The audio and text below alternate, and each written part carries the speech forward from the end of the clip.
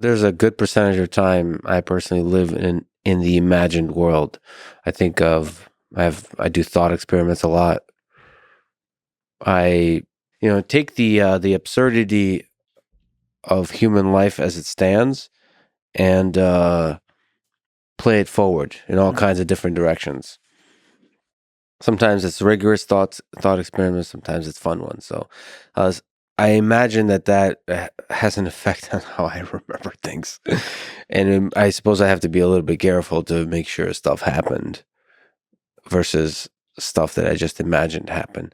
And this also, I mean, some of my best friends are characters inside books that never even existed, and there's some degree to which they actually exist in my mind. Like these characters exist, authors exist, Dostoevsky exists, but also Brothers Karamazov. I love that book. Yeah. It's one of the few books I've read.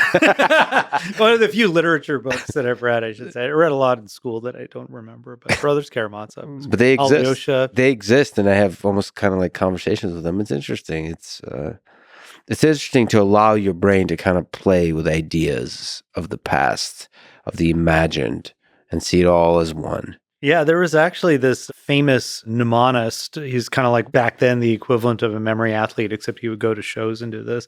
That was described by this really famous neuropsychologist from Russia named Luria.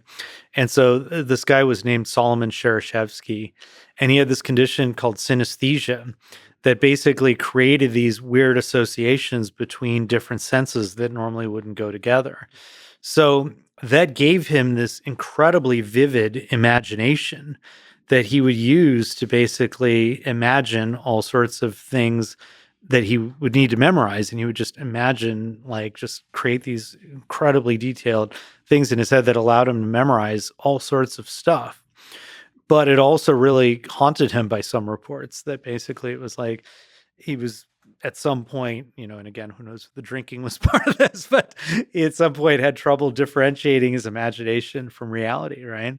And this is interesting because it's like, I mean, that's what psychosis is in some ways, is first of all, you're just learning connections from prediction errors that you probably shouldn't learn.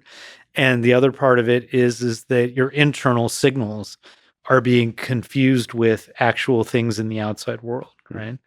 Well, that's why a lot of this stuff is both feature and bug. It's a double-edged sword.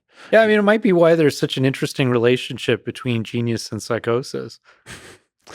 Yeah, maybe they're just two sides of the same coin.